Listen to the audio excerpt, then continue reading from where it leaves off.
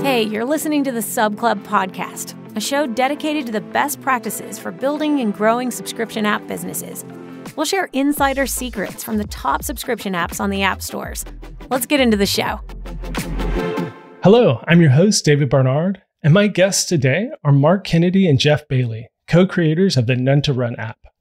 Mark is an RRCA certified distance running coach and created None to Run as a blog and personal outlet to stay in touch with his passion for exercise science and healthy living. Jeff has been developing iOS apps since 2009 and teamed up with Mark to build an app as the None to Run community started to take off and requests for an app could no longer be ignored. On the podcast, we talk with Mark and Jeff about community-led growth, how they improve trial start rates by 25%, and why running ads for a blog post might actually perform better than sending people directly to the App Store. Hey, Jeff, Mark, so great to have you on the podcast today. Thanks for having us, David. It's really enjoy the Sub Club podcast, and it's nice to be on the other side of it now. Yeah, ditto. Good to be here.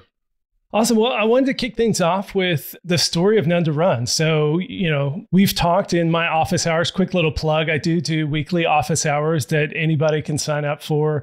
Hit me up at david@revenuecat.com if you haven't taken advantage of that before. But, we've met in those office hours. So we've talked through some of this, but I think it's really fascinating as kind of an origin story for an app. So Mark, why don't you tell us about None to Run and how you got started with it? Sure. So, I'll take it further back than even None to Run a little bit to give you some context. So I studied exercise physiology and kinesiology in university. So I always had a passion for health and fitness. And then life happened. And anyways, my career sort of pivoted into the investment world. So that's where I worked for 20 years. In fact, I actually just finished my job or quit my job 2 months ago. So I'm doing None to Run full time. Nice. Which is exciting and scary at the same time. But anyways, I started a blog. It was around 2009. I was living in England at the time with my wife, and my brother was kind of always been a hacker coder guy. So he was the one who said, and my wife, he's like, you guys, you should start a blog because you love health and fitness and a lot of people are writing about stuff. And so it sounded interesting to me. So my brother coded an HTML, a blog for me. And I think I crashed the site every time I tried to update it. So I was calling him. But I was writing about health and fitness in general, just very general topics. And I found myself over time writing more and more about running, which is a passion. I was training for the marathon in Dublin, Ireland.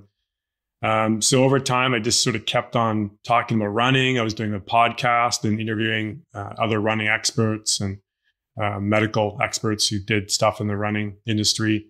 And then I figured, well, maybe I should have changed the name to reflect more. I'm talking about running. So I wanted to come up with a plan for runners. And I decided on beginners because there's just a lot of information out there for more seasoned runners. There's Runner's World and there's a whole world out there if you're really deep into the running scene. So I wanted to focus on beginners. So I actually was digging around Reddit and I discovered that Couch to 5K was the plan. Everyone's talking about Couch to 5K, but the more and more I read within these Reddit subreddits, people struggled with Couch to 5K. A lot, not everyone, but right. There was a big subset of people struggling, and they found it ramped up too quick. They're getting injured and frustrated, losing motivation and momentum. So I came up with the name None to Run because I wanted my plan to be about running, not about attaining a certain distance. So right. I came up with the term, starting from zero instead of a couch, and the goal was running.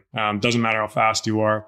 So that's sort of how the name came to be. And I came up with a running plan that did those things I just said, where it sort of started off gradually.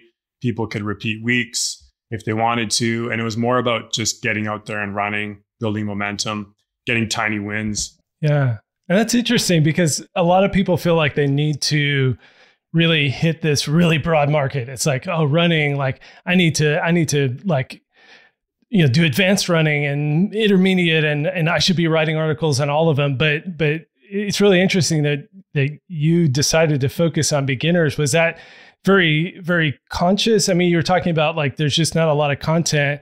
But like, did you think, oh, I'll focus on beginners and then eventually get to advanced running? Or was it just a really conscious effort to like really boil it down and focus on a very like small niche within a niche?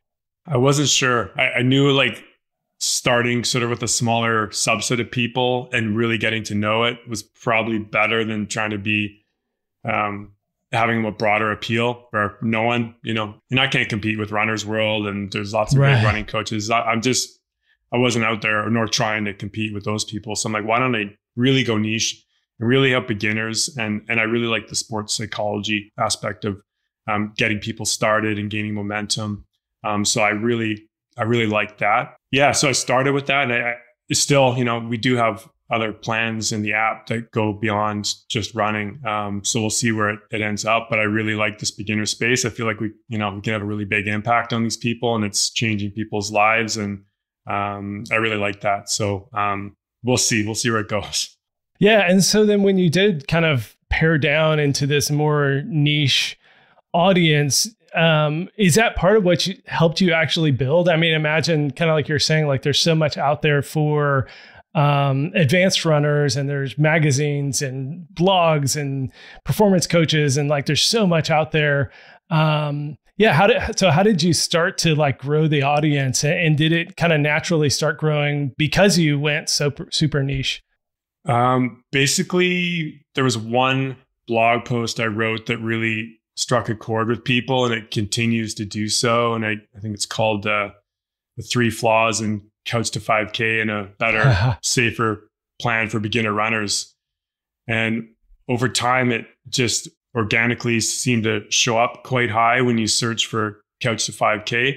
And it continues to do so. I do these weekly community calls with None to Run community members, and I ask them how they found out about None to Run. And the most common theme I'm hearing is literally a search like Couch to 5K too hard, or Couch to 5K something easier, or alternative to Couch to 5K. So it was one blog post, which was kind of the cornerstone of like, I think there's more to what I originally anticipated with these. They're not flaws. Couch to 5K is a great plan, works for many, but just deficiencies that kind of other beginners might resonate with. And then there's a couple other articles that got a bit of traffic, but that was the main one, and it continues to be the main post today. Yeah, that's great. And then how did you start parlaying that into what is now a community and a huge email list? And how did you go from this blog post and niching down to then building a bigger business around it? Right. So there was I created a running plan which went along with the site. So it's a 12-week beginner running plan. So I basically said the plan was on the website, but it wasn't a weird looking graph. And I'm like, hey, if you want a pretty PDF of this and the audio files to go along with it, sign up to the email. We'll send you a beginner email series for runners, and I'll send you a PDF.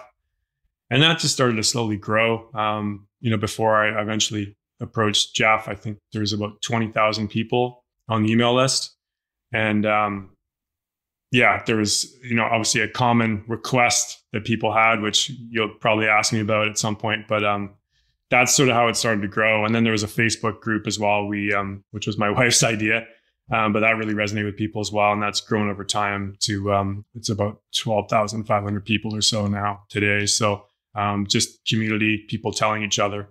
Yeah, that's fascinating. Part of why I wanted to have you and Jeff on today is just that, so many apps are like, oh, I have this app idea. And then, you just throw spaghetti against the wall and see what sticks. And it's really cool to hear from a founder like you who came at it from the exact opposite direction. Like you built an email list, you built a community, you built demand for a product that didn't yet exist, to the point where people, we've talked about this, to people were like begging you to build an app. And I think it's such a different mindset. I think that a lot of developers kind of start with the app as the end all, versus kind of like meeting people where they're at with content, with community, with And it's so smart. To this day, I do not have an email list. I never built it up within my apps. I never built it up on a website. And it's a huge regret. So many of the kind of indie success stories are built around this foundation of community, of a bigger email list, of kind of these inbuilt marketing. So anyhow, I'd love to transition then to Jeff. So Mark emails you saying, I've got this community, I've got this demand. Can we build an app? What was that like having Mark email you? And then what was your thought process of who this crazy guy, and am I actually going to build an app? And how do I manage that with everything else I have going on? Yes. So you probably know this, David. You get these probably random emails, right, from people from time to time. Build me an app. I want to buy your app. I want you to add support for my stuff and your app, that sort of thing. But yeah, this one I went out to None to Run site, took a look at it, and decided to let's just chat and talk about it. And Mark and I hit it off. He's seemed pretty legit. So. We started off actually pretty slow. So at the time I still do have a pretty popular interval training app that was really an app that I launched back in 2015. And it really started out as just kind of a scratch my own itch type app, Mm-hmm. And because I was consulting for a big part of my career, I did consulting, and I had just left a company that had really good fitness facilities, and at lunchtime they had classes, and I would do like this core body class, 3-4 times a week. And I really enjoyed it. And then I went to this other company and I kind of missed that. And I wanted to keep doing that core body workout. So I started looking at different apps, and you know how it is. It's like, I don't like any of these. I can build, and I also kind of I was really just kind of transitioning from like being an enterprise Java consultant to iOS consulting at the time. I'd been doing iOS development for a time, but not as a full-time consulting gig. So decided to build this app, had it out there for a while. Mark contacted me. We started out slow. I basically just integrated his None to Run plan. So you could basically just kind of quickly create all the runs within Intervals Pro. But, it wasn't a great integration. It didn't really keep track of your workouts. It's just kind of a starting point. And we kind of went like that for a while until, we decided to build the app. Yeah. And I'm curious, I didn't ask before, so feel free to punt on this question. But I'm curious if you're open to share or share in generalities how you structured the initial engagement or partnership. Was it a contracting gig for a little while and eventually became partners? And we're getting ahead of the story a little bit, as you did partner on it. But, for as much as you're willing to share, I'm curious kind of what the arrangement was in the early days and then how that transitioned over time. Yeah, originally when I did the initial integration of None to Run into Intervals Pro, it was basically just cross promotional. I got some benefit out of it because, he could point people to my app, right? And he got benefit out of it because people were begging him for an app. So it basically started out as a handshake agreement, no financial, implications at all, just cross promotional. And when we decided to build the app, it's actually still pretty much a handshake agreement. I built the app, sweat equity. Mark had the email list. He has this nice community and all that, so we share the profits.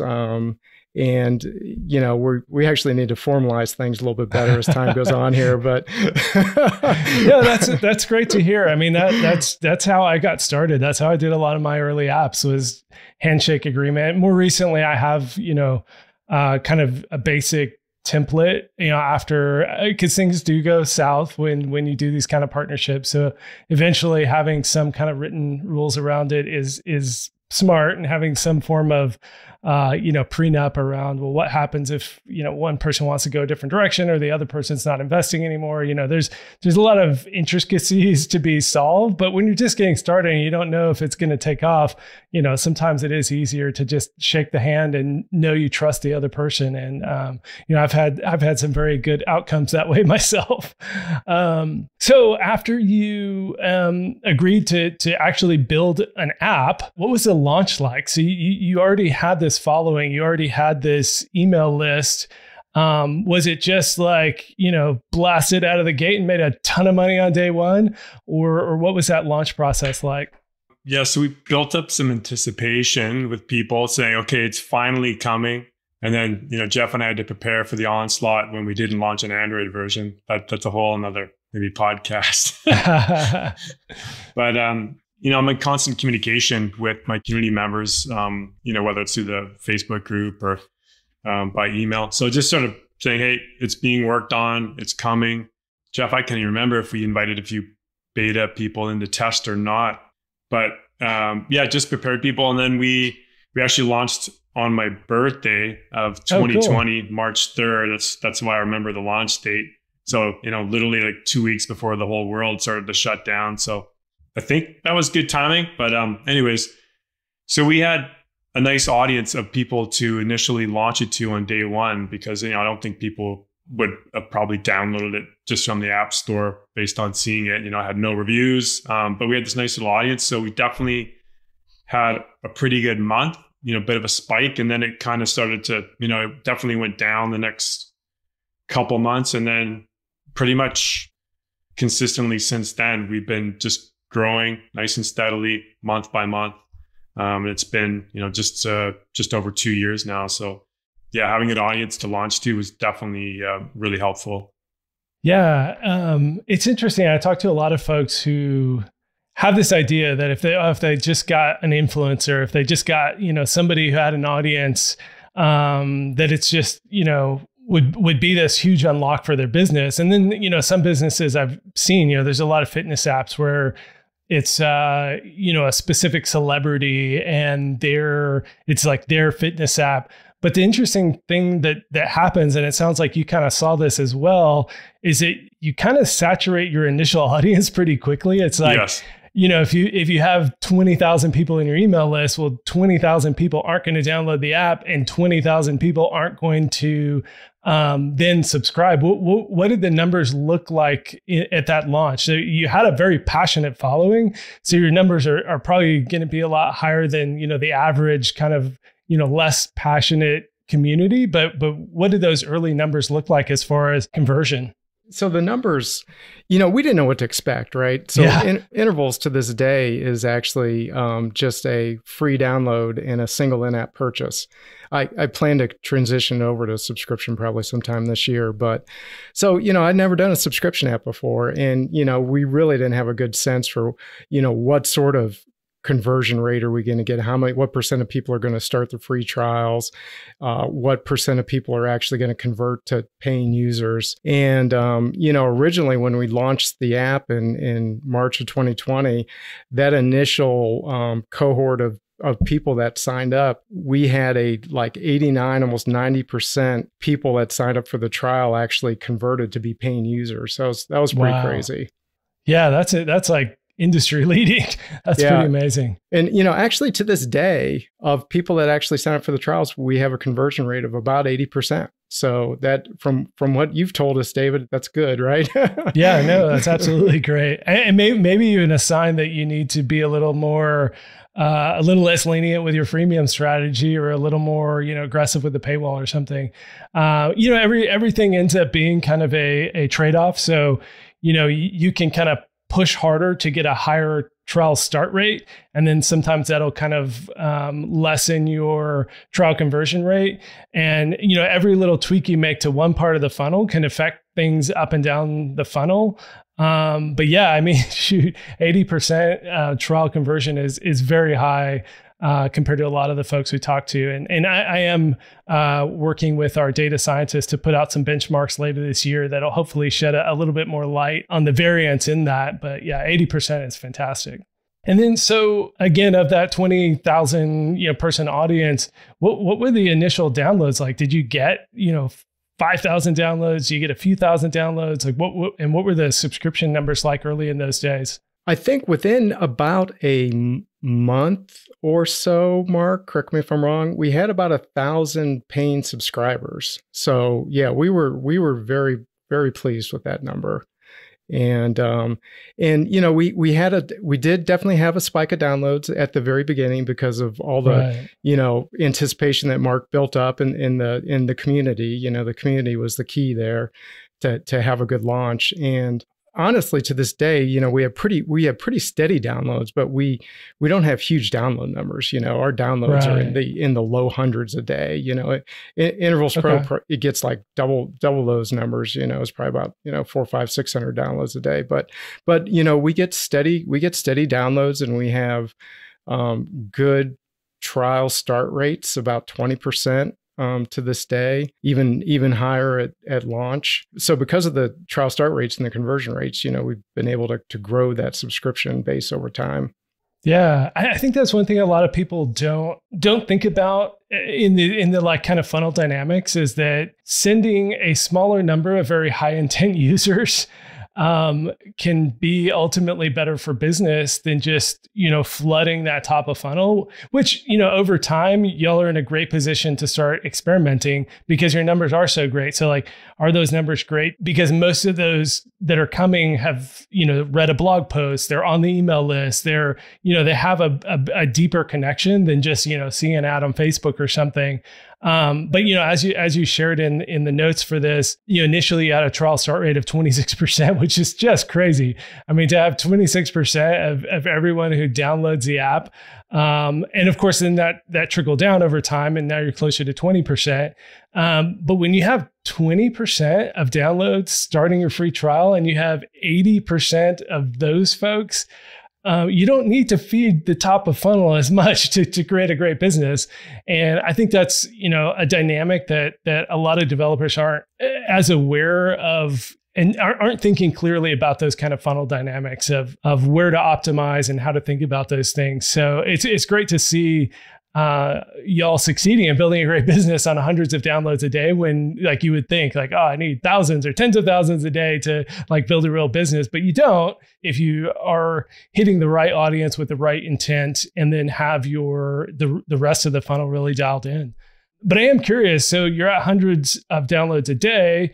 You've got, I think you said now like 30,000 people on your email list. Like what are the next steps y'all are taking to start kind of growing the app from there? Yeah, as I said, I'm now doing this full time. So I've got more time to dive into all the things I didn't know I need to do and other things I wanted to do. So, which is a good problem to have. Some things we're working on now or we're looking at is some sort of a in-app referral program.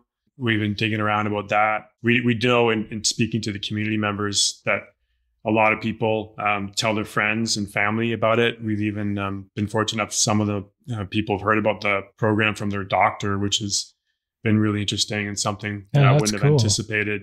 So we're looking at that. I'm doing some sort of live in-person group meetups wherever my travels take me to. My family and I were going to England this summer. So I'm doing a meetup in Hyde Park on July 3rd. And there's about 35 people like signed up to come meet me. And we're going to do a group run and have a coffee afterwards. So diving a bit more into the community. Also looking at empowering ambassadors with some of the super fans of None to Run, really passionate users. So, and they're happy to share and show that their new running expertise to other people. So looking to sort of develop some sort of ambassador program. So I think the community aspect is, like you said, it's so powerful. And when people come to None to Run, the actual app, they're already been warmed up and they've felt a connection to None to Run even before they download the app. So I think that's really important for our current and future success. Jeff, anything else that we're looking to work on? Yeah, one of the other things you started recently was having you hired out blog posts, right, to get some more content. So that I think that's been a boost as well. Yep, we've got a a woman who writes. Her name is Lisa Zhang. She's a really talented writer, and she writes for other publications, Outside Magazine and Runner's World and so forth. So she does an article for us once a month, and I'm looking to hopefully start writing again, which I haven't done in quite some time. So a little bit more of that, and then just speaking to more, other founders and stuff, and just sort of getting ideas and seeing, what's working for other people. Yeah, we're really just in a discovery phase now that I have some more time to figure out, what levers we want to pull and what levers have the biggest impact for our community and for the app success. Yeah, that's awesome. I mean, to get to your stage with this like very community-led growth, and then, it's kind of interesting, just the variety of people we have on the podcast and talk to in webinars and other places. It's kind of fascinating to me that you haven't even brought up like paying for marketing yet, because you've just been so focused from the start on this organic and community-led growth. And then leaning into that with your first kind of marketing spend being to hire an outside writer to actually write more content, which is what has been successful in the past. But I'm curious, are y'all running Apple search ads, or have you done any other form of paid marketing, or has it all just been community email list and things like that? We've done a little bit on the just Google search marketing. My wife works for Google, so that's helpful. She sort of helped that, but it's literally driving traffic to that one article I spoke about before. Because I think that would have a higher impact. Again, we should probably measure this at some point, but then just driving them towards the app, because they'll read this article and it's either going to highly resonate with them or not. And if it does resonate with them, they're going to dig deeper and check out the community, other articles, and then go to the app with a super high intent. And then Jeff's done a little bit experimenting on the App Store. Yeah, through the years when Apple search ads came out, I started doing some Apple search ad stuff with Intervals Pro, dipped our toes a little bit into it with None to Run. But, especially nowadays with app transparency tracking, the CPMs are just so high. I don't know. We just have not seen really great success with that. So yeah, we would like to drive more downloads that way, but I was talking to somebody recently that has one of those companies that's, they're kind of an app holding company, and he used to do pump a ton of money into Facebook and Instagram and stuff, but he's kind of really backed that off. And nowadays he's actually kind of shifted and he's doing like a lot of TikTok videos and stuff, but it's hard to know. We are not growth hackers. So it's a whole different world. We could use some, but you're accidental growth hackers. I think it's brilliant. Like, you found a post that resonated, and it was, maybe just happenstance, but it's something you were really passionate about. And so you wrote an impassioned article about why Couch to 5K isn't serving people well. And then you built an alternative, and the strategy of sending Google search traffic to the website versus the app, that's brilliant, because you would think like, typical app marketing, like I want to get them in the app. That's the best experience. But I think you were exactly right, Mark, is that by sending them to the blog post first, that's what you're helping to build that intent. And that's probably part of why, it sounds like, you're getting users from that blog post specifically, whether ad driven or SEO. You're getting word of mouth from other people who have been successful. So much of the traffic that you're getting has been pre-primed to care and believe in the product. And then that's where you end up with a 20% trial start rate and a 80% trial conversion rate, is because what you're going after the high intent. So, can you scale that to a, $10 million a year business? I don't know. We'll see. But like you're starting in a very smart, sustainable, cost-effective way to capture that high intent. And so, Slopes is a great example. As we had the Curtis Herbert on the podcast a few episodes back, and early on it was just trickle, and now he hit $1 million in ARR, and you guys are right along that path. To you just keep doing what you're doing, and you're going to hit that. And I think a lot of folks, it's like you start to hit this wall. and you're looking for opportunity, and you guys kind of stumbled upon an incredibly effective strategy to drive these super high intent users. That's really hard to do if you're, doing it on Facebook or doing it, like you said, App Store search ads. You have high intent users, but it's gotten really expensive. And then in fitness categories, like my weather app, categories like that, they're really saturated, and the CPMs are so high that it's just super hard to compete. So yeah, you may not be growth hackers, but I think you're headed the right direction and built a really great strategy around that. Yeah, actually, one of the other things that Mark even did before the app was challenges, right, Mark? Yeah, that's right. Pretty much every quarter or so, we run a challenge, which basically people come in and run do the whole program, or they start wherever they are in any other program that they're doing. And that's been really nice. People rally around that and usually recruit other friends or family. Of course, they can't use the app if they're on an Android, but that's okay. They can use another app, or they can use just program the intervals themselves. But that's been really nice. So yeah, we've actually, for the challenges, we actually used another community software, Mighty Networks, which maybe some SubClub listeners are familiar with, but we're actually in the process of transitioning the Facebook group over to that, just for, probably the reasons everyone's familiar with, but the privacy. And also just, I can post something about an app update or a blog post, and it's, a couple hundred people see it out of 12,500. So, right. While the numbers are there, they're not really there because they're not seeing they can't communicate with them. So anyways, we're slowly transitioning people to this new community.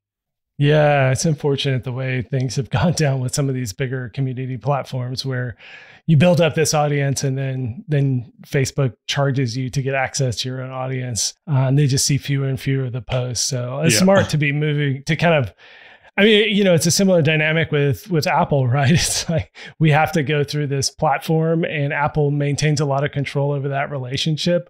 And now with being able to do web billing and other stuff, developers are clawing back a little bit of that direct relationship with customers. But yeah, it's great to see kind of taking this community off of the owned platform and bringing it to your own space where they're going to see more of the posts. They're going to be more active. Yeah, I did want to switch gears and talk. You guys shared with me some really great experiments you've been doing that I think our listeners would be really interested to kind of hear some of your thinking and even some of the results you've gotten.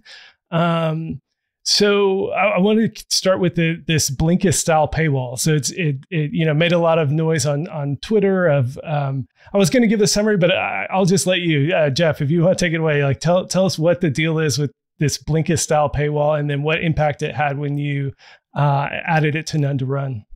Yeah, I think it was beginning of last year that they wrote about Blinkist wrote about they redesigned their paywall, and they did some research first to try to figure out what they want to do, and I think the conclusion they came to is a couple different things. One is that a lot of users still today are not completely comfortable with subscription apps and trials, and the number one fear that they had and complaint that Blinkist would get was that they were afraid they were going to forget to cancel their free trial. If they didn't really want to subscribe, they were afraid they were going to forget to cancel, so they would either, one, not subscribe, or two, they would subscribe and then they would just day one cancel, and that's my move. That's what I do. I don't want to forget either. So I tend to do that. And then what they did to address that was, your typical paywall is all about the value prop, right? It's like, hey, subscribe to this app, you're going to get this feature, that feature, blah, blah, blah. This is, and they kind of turn that on its head. And instead of that, it's all about the free trial. It's like, hey, you got this free trial that's available to you. How does the free trial work? What's the timeline? And they also came up with the concept of notifying the user, with 2 days left before the free trial is over, to remind them, hey, you got your free trial going. if you want to, hope things are going well. If not, don't forget to cancel or you're going to get charged. So they redesigned their paywall around that concept. So like you said, they got a lot of buzz on Twitter and stuff. A lot of people implemented something similar. We did the same, and we actually ended up we did pretty good A/B testing on that. And we ended up with very similar results to what they had, which I think they had an uptick of about 23%, I think, of free trial starts. And ours was right around there. It was like, 23, 25% increase in starts, so it's good from that perspective. And, they also found out it was just good from like a transparency and openness perspective, just Right. kind of building that trust and the reminder in the whole thing put people at ease and that ultimately helped increase conversion. Did it have any impact on your trial conversion? So did you see a commensurate drop in conversion rate when you reminded people to cancel? Yeah, I was actually afraid of that. That was my biggest fear going into this. It's like, hey, we're basically telling people, hey, cancel if you want to cancel, but it really did not seem to have a significant impact on, it seemed overall it was definitely a net gain. Wow. Yeah, that's impressive. And it just goes to show, I mean, there's a lot of apps out there, and for a while, Apple wasn't policing subscription paywalls very much. And so there were some like really shady tactics and, a continue button with no mention of price and things like that. But it's like those only work so far, right? It's like, maybe you capture that 1 year and, you increase your short-term revenue, but you're not building true fans. You're not like, growing a sustainable business. You're just like setting yourself up for high churn. And so it is really cool that strategies like this end up not impacting the conversion rate because you're just like being upfront, you're being honest, you're being like, you're filtering for the users who are really going to care. And then, hopefully, and ideally, you're going to see that in your retention numbers long-term by being upfront like that versus like tricking people into subscribing and then just having them churn out. I don't think you put any retention numbers in the kind of notes that we were going to talk about today, but off the top of your head, putting you on the spot again, off the top of your head, like has retention gone pretty well for y'all? Yeah, we've been really happy with our retention numbers. I think that's one of the things that's allowed us to grow our subscriptions, from that initial kind of 1,000 bump to pushing 9,000, over 9,000 today, something like that. I don't actually have the percent retention number off the top of my head though. Gotcha. Something you should be thinking about day in, day out. But it's actually, I mean, a good sign that it's not something you're as focused on. I mean, a lot of developers I talk to are, have very high retention, and that's a huge focus for them because, I mean, very low retention, very high churn, and it's more top of mind, when you are kind of bleeding out users. So the fact that it's not top of mind for you is probably a good sign. There are a couple of other experiments you did that I thought that were especially interesting. And it's great that you're actually like, trying to measure the lift and like doing this more systematically. I've never been good at that over the years. But one of the other ones was changing out your App Store screenshots. So tell me about the impetus behind doing that and then how you actually created new screenshots and tested that. Yeah, go ahead, Mark. You want to talk about working with the designer? The screenshot, yeah. So It started off, the screenshots when the app launched were just created by Jeff, and Jeff's got a lot of talent, but he's not a designer. But they served their purpose. They were totally fine. But over time, you're just looking at little hits you can improve on, and we decided to make them, a bit more pretty, and in line with our audience. So yeah, I engaged a designer who lives over in the UK, and he was great to work with, and it's a much larger project, or took longer than we had anticipated just for screenshots. But it took a while for us to come up with the right language and imagery and so forth. But they turned out really well, and I think it just gives the app a bit more of a polished look when people do land on the App Store and take a look at the screenshots, a bit more professional and polished. And then Jeff, I believe, has some numbers. He ran a little bit of some A/B tests based on the old screenshots, which he can share. Yeah, so it was actually great timing because right about the time that we were coming out with the new screenshots, I think Apple launched their A/B testing within App Store Connect Right. so we decided, let's go ahead and actually do a formal A/B test and see, what kind of lift we got from these new screenshots compared to the old ones. And the way they do it, you can go out there and you've got the old screenshots, put the new screenshots, you say, hey, show the old screenshots to 50%, show the new screenshots to 50%.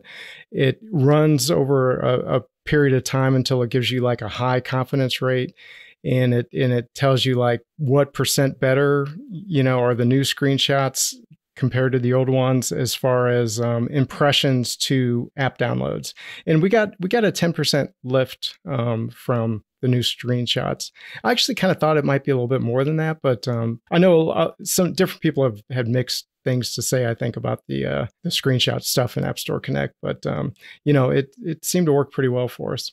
That's awesome. Did you just do like one new set of screenshots and A/B tested that, or have you now since like dramatically changed the messaging or tried like a whole different design or a different color scheme, or have you done some other kind of dramatic tests to kind of validate those being the best ones possible? Yeah, we actually did this whole screenshot redesign just a few months ago. So yeah, we would definitely like to do some more things, some color testing. You can even, in App Store Connect, you can change your icons, right? Have different color icons, have different icons. We definitely like to do some of that in the future for sure.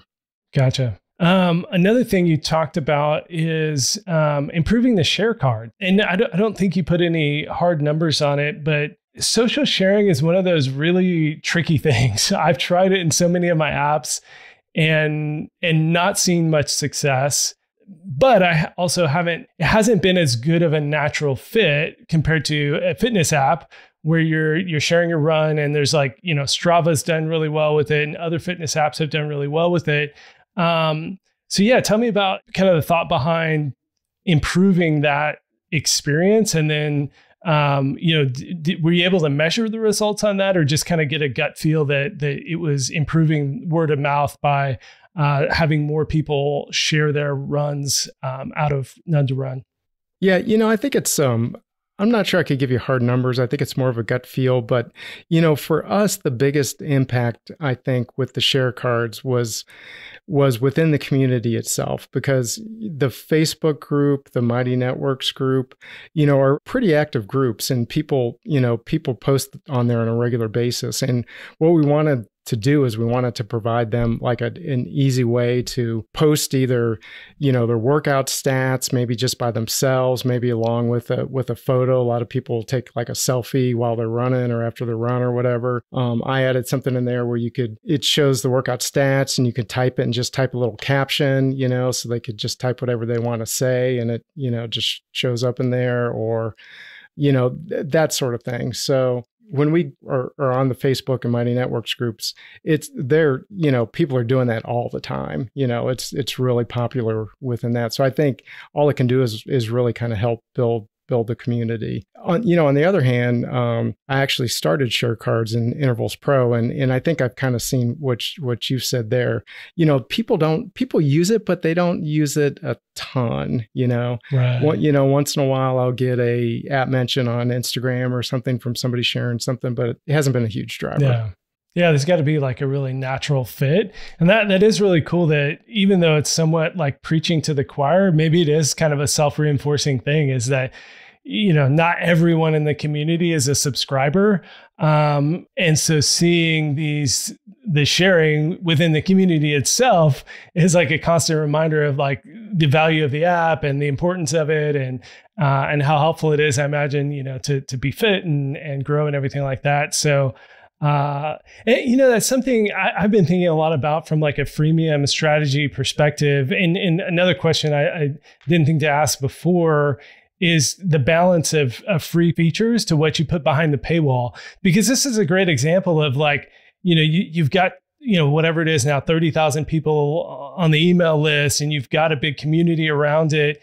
And for some apps, it can work really well to build up this free usage and then kind of market to those users. So if there's enough free stuff where people can really get some value and become habituated to the app and become users. But then there's enough value that you put behind the paywall that there is incentive to actually pay.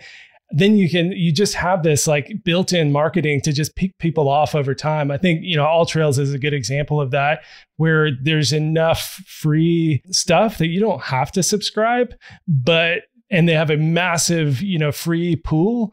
But then over time, they just pick those people off. And so, when you have for them, tens of millions, maybe hundreds of millions now of these free users, they're just such a fantastic marketing channel because they've already experienced some of the value, and then asking them to pay for a little more value just makes so much sense. So I've kind of spoiled it if y'all are using a different strategy, but I'm curious like where y'all draw the line and how you think about that part of the strategy. I can start, Jeff. But right now we just offer one free workout on any of the three plans, so they don't get much. Right. But where, like you said, AllTrails provides that experience all within the app, we provide all the free stuff outside the app. So, maybe we should experiment more that it's inside the app, but it's all provided outside the app. So if they want the plan for free, it's available. If they want audio files, like a podcast version of the plan with me speaking in their earbuds saying, run now, walk now, that's free. That's available. We've got strength and mobility workouts. That's all free and available outside the app. So a lot of that material is inside the app. So I think where people go into the community more and more, and I think some of them just eventually, to be honest, get sick and tired of seeing the share cards and not being involved in the app. And they're like, I might as well use the app because I'm not in the club. I'm not in the cool club. No, so, that's great. Yeah. So we kind of do that, but it's just not in the app. Yeah. No, that and I mean, back to the marketing piece and the blog post resonating and everything y'all are doing, like it's such a fantastic strategy that you're building a lot of value outside of the app, but then there's so much value in the app that it's a great funnel. So so it sounds like you are giving away a ton of value so that by the time people come into the app, they recognize that value and are more willing to pay, more willing to start the trial. Yeah, I do. The odd time we get a snarky rating review about the price, and I do try to jump in and remind them, like, listen, like here's all the free stuff that's available to you. Go ahead and use it. But the app we need to charge for. Yeah. What is your price? That's something I actually didn't look up. Oh, right. Our price currently is $35.99 USD annually, or $5.99 USD on a monthly basis. Cool. Yeah. Not terribly expensive compared to a lot of other fitness apps and compared to the value you bring. Is that something y'all have experimented with as well? We've done a little bit. We've raised them slightly from when we launched. Yeah, Jeff, you can comment. Probably we did do a little bit. Yeah, it's a little higher than when we launched, but we did have a period of time when we tested a higher price point, and it seemed to be right now that price point that we're at right now, it kind of seemed to be the sweet spot. Yeah, that's great. Well, we're going to wrap up here in a little bit, but the last kind of experiment that I wanted to talk through is this quick trial start button. So you on Twitter shared that you borrowed it from Curtis Herbert of Slopes. But I think it's a really cool thing. I wish, I don't think he had implemented that before we talked on the podcast. I wish I would have gotten to talk to him about it. So I don't know that most of our listeners will be familiar with what we're talking about. So why don't you tell me, Jeff, like what this quick trial start button means and then what impact that you saw from it? So this has been an interesting experiment that's ongoing right now. Cause I just kicked it off here at the beginning of the month. So it's definitely a work in progress, but it was inspired by a couple different things. The biggest thing was, Curtis is great. He's got Slopes Diaries. I think, his latest one was called something like Building Ramps, Not Walls.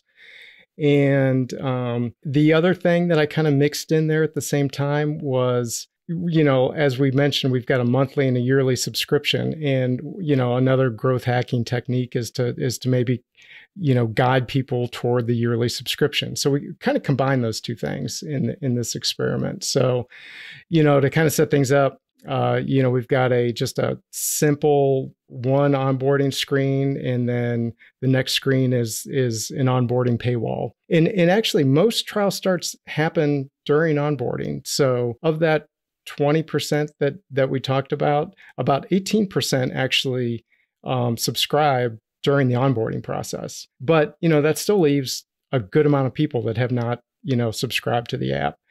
And Curtis had a couple of key ideas. I think the one was, ask for the sale.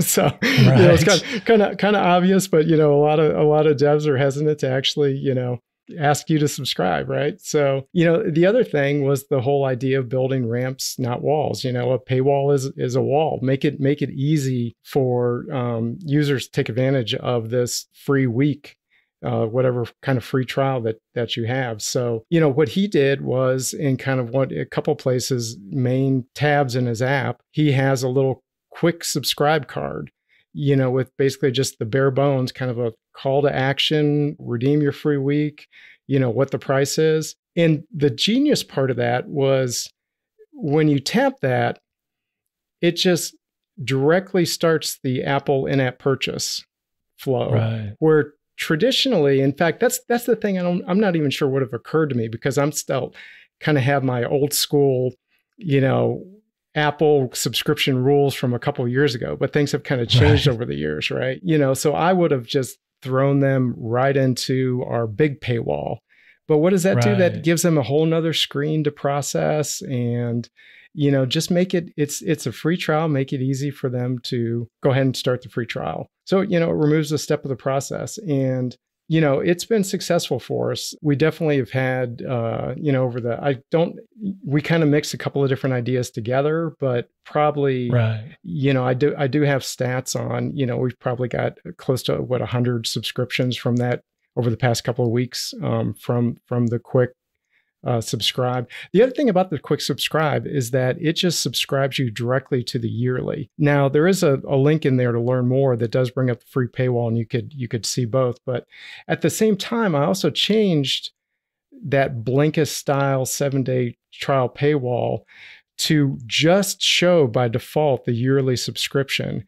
And then there's a link under that to see more, see all the plans. And then that animates in the monthly and the yearly. That's actually been the biggest change because before our mix of yearly and monthly subscriptions was 56% yearly. And after, making those two changes, so changing that Blinkist style paywall and adding this quick subscribe, over the past couple of weeks, our yearly subscriptions are now 76% versus 56%. Wow. Now, one of the things we're interested in is seeing how this affects conversion to paying, right?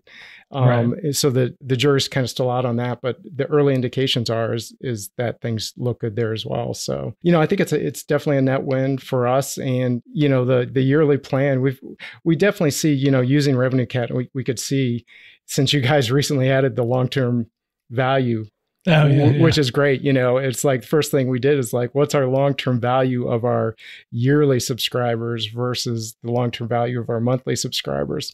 And even though our yearly subscription is half the price of the monthly, we have a better long-term value for those yearly subscriptions. So we have better LTV, and if they're doing a yearly subscription, they're saving 50%. So it's a win all the way around. Yeah, that's great.